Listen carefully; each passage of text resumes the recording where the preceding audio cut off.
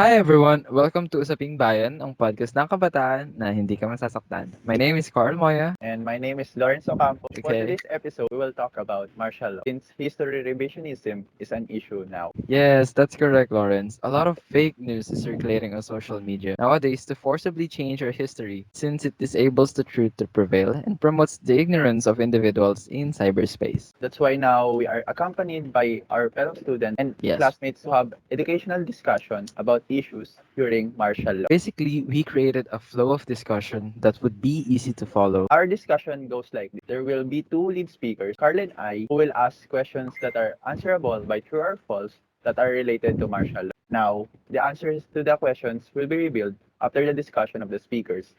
However, during the discussion, you and I and our fellow classmates can comment or add additional information regarding to the topic being discussed. So let's now begin. To finally start our discussion, of course, Lawrence and I will be the first speakers for today's video. But first, let us welcome our guest speakers who have the great awareness and are well informed about the topic we will discuss. Let us welcome Joyce Aquino and Aaron Ramirez.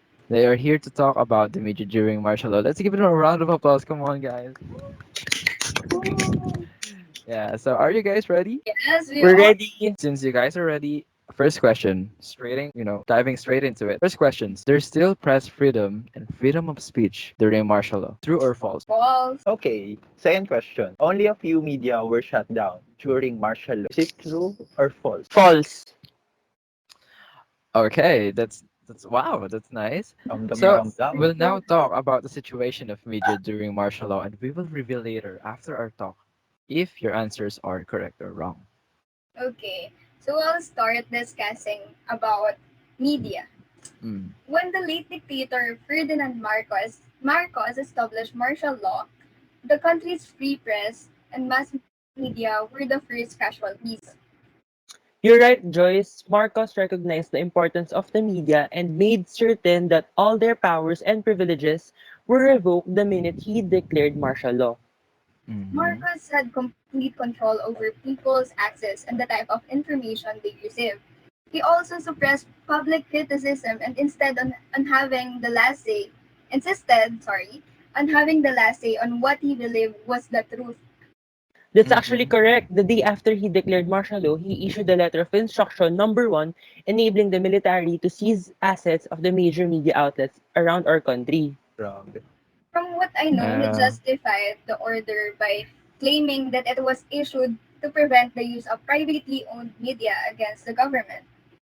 That's right, Joyce, no? 464 media outlets were closed down, including 8 major English newspapers, 8 vernacular Spanish and English languages dailies, 60 Wow. community newspapers, 66 TV channels, 20 radio stations, and 292 provincial radio stations. Wow, that's a lot. There's really no press freedom, no? Tsaka freedom of speech. Yeah, I think wala na Yeah, talaga that's during that correct. time. Actually, nearly 10,000 individuals have lost their work, as per Filipino author E. San Juan Jr., citing reports from the International Press Institute and Press Foundation of Asia. Mm. So, to reveal the correct answers for the previous questions, the answers to the previous questions are both false because is no press freedom or and freedom of speech during martial law because many media outlets were shut down during that time. Yeah, Lawrence, what happened to the media during martial law was very awful. And of course, it was sad for Filipinos, for our ancestors, and that their freedom of speech was taken from them, diba? Like, nowadays, if you're just gonna think about it, thinking about that gives you a total chill, am I right, everyone? Since Yeah. most of us in our modern society are vocal about certain aspects that need societal or national attentions, diba? Alam mo Moya, naniniwala ako sa sinabi mo. Agree ako doon. Kaya Mm-hmm. I hope that this nightmare for media won't happen again, right? Press Yeah. freedom is very important because it is part of our democracy to be informed on actual happenings and events in our country, whether it is good or bad. Yeah, if I may recall, I'm not sure if this happened again in 2020, but ABS-CBN was among the media channels that were shut down back then. And now, for over 48 years later, it would face a similar fate again under President Rodrigo Duterte. after he stated that the network had failed to acquire a franchise renewal. Well, Carl, that's So, another topic to discuss. okay, my bad. My apologies, my sincerest apologies. I guess that's for the topic nga talaga. Anyway, let's talk about the human rights issues during martial law because I heard there were so many human rights violations during that time. Well, let's now learn from our lead speakers for this topic. Let's welcome JC Novencido and Alisa Gonzales.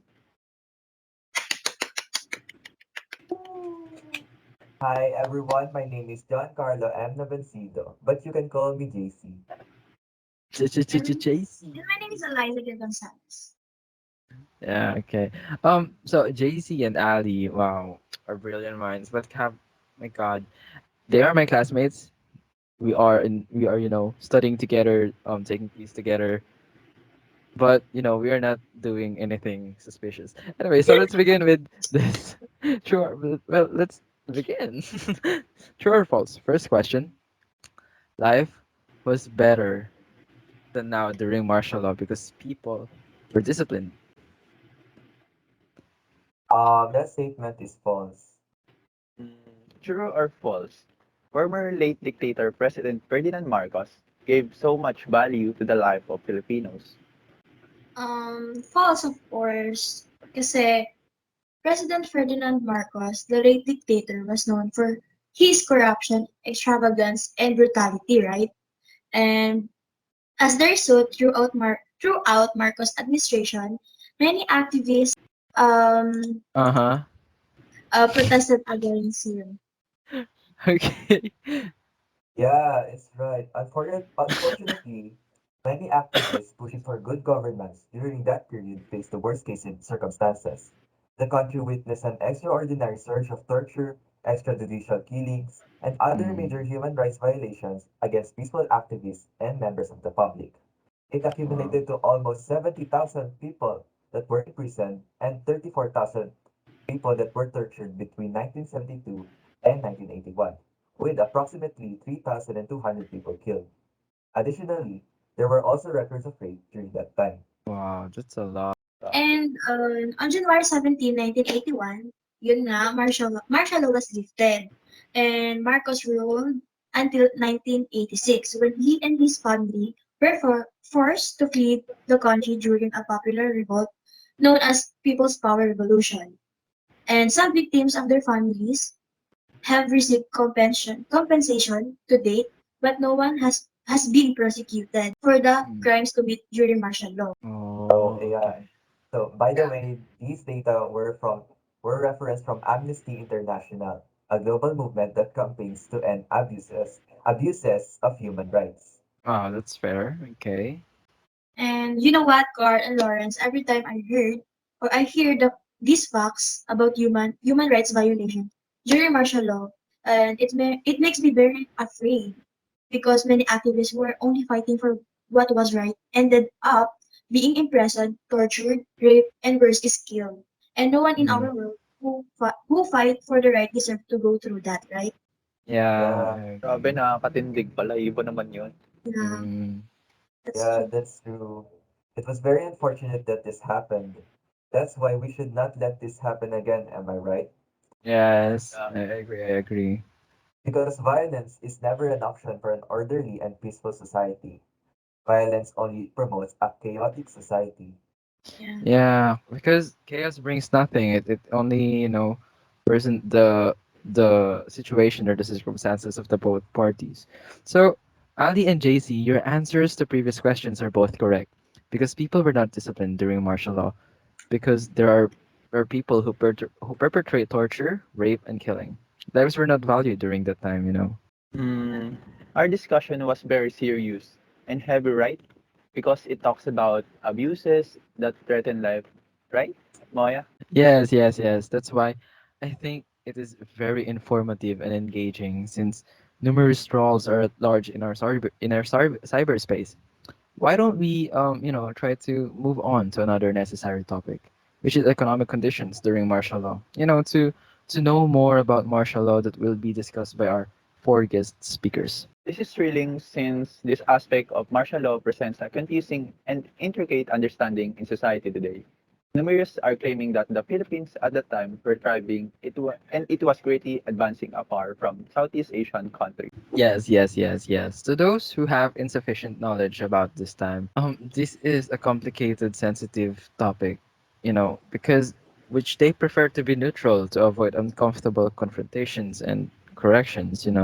But let us allow our speakers again to substantially educate us and the listeners as well about this part.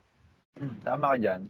Since all of us have had their chance to discuss, for the next part of this episode, all of our guest speakers are now able to answer about our discussion. Okay, so are you guys ready? The four of you? Are you? Let's Let's all get it together. Let's on. take a Yeah. deep breath. Alright. Okay, okay, okay. We're all calm. Now, so let's begin. The golden era of the Philippines was during Marcos' administration. Is this true or false? That statement is false. Okay. Marcos was able to build many infrastructures. Is it true or false? True. Oh, okay, okay. Wait, wait, Ali. Why are you raising your eyebrows? It seems that you want to start a discussion. Okay, so if we would look at Ali, it seems that she wants to start the discussions because basing on her facial expression. So let's give her the floor and let's begin with you, Ali. The era of Marcos during martial law is known as Golden Era because our country is recognized one of the most richest country. But according to Mm-hmm. the World Bank, the gross domestic product or GDP per capita of our country is compared to the country in Asia like Indonesia, Singapore, Malaysia are inferior since the 1960s and 1986. My takeaway from that is that the gross domestic product is an indicator of the prosperity of a country.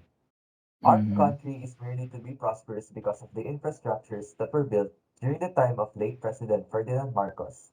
But the money is borrowed, resulting in a full-blown debt crisis that next generation will be the one to pay for. Also, if we look at the increase in the number of the poor, the decrease in workers' wages, and the increase in the price of goods, we can see the lives of ordinary Filipinos during martial law. With the drop in Mm-hmm. wages and rising commodity prices, the lives of Filipinos can be seen to be difficult during the so-called golden age of martial law. Yeah, yeah, the Tama. golden age. Golden age Yeah, ba? the story only gets worse when we combine the impact of the Marcos administration on the nature of the country and our economic standing. We continue to feel the effects of massive deforestation and the growth of our international debt. Mm-hmm. To add to what JC said, it is said that when Corazon Aquino took over the country, the economy was already declining. But Mm-hmm. according to Philippine Statistics Authority or PSA, just before Marcos was ousted from office in 1985, the number of poor families was 44.2% up from 4.3% in 1991 when Aquino was in charge. Okay, Yeah. that's interesting. Yeah. Pero alam mo ba, when Uh, martial law was established, mm-hmm. Ano yun? the number of job losses increases, and this is now seen as the cause of poverty for many Filipinos right now. Diba? Yeah, I Actually, agree, that's agree. true. Tama. Another thing Okay. that will prove that life was comfortable back then was the exchange of 2 pesos against $1. That's according to the official data from the Central Bank of the Philippines, and it's worth 3.91 per dollar. Okay, so the answer to the first question is totally false because according to the evidence presented, the Philippines' golden age was not during Marcos' reign. The answer to the second question is correct. However, the infrastructure developed under Marcos' presidency was entirely funded by loans, which is why the Philippines is still in debt until 2025. Grabe talaga. Hearing and knowing all of this information kind of makes me sad for those who are resilient to prove that ignorance must be respected. Yes, I agree with that. There must be no alternative to the truth. Our episode for today is far more intense than, what I thought it would Ag- be prior to the recording, diba? I agree because this is much relevant to our current societal issues today. This kind of pressing issue offers a diverse background to obsolete fake news in our cyberspace and community. So what more can I say? Anyway, let's move on. Now we're gonna talk about the political conditions we had here in the Philippines during martial law to what we have today. Hmm. All right, Joyce.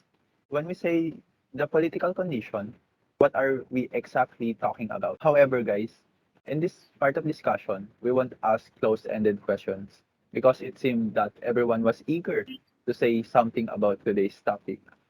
Yeah, yeah, I can see that. Anyway, we'll just ask questions and everyone can answer. You can engage with us, you can comments and leave, you can mention us. We will be happy to engage with you guys.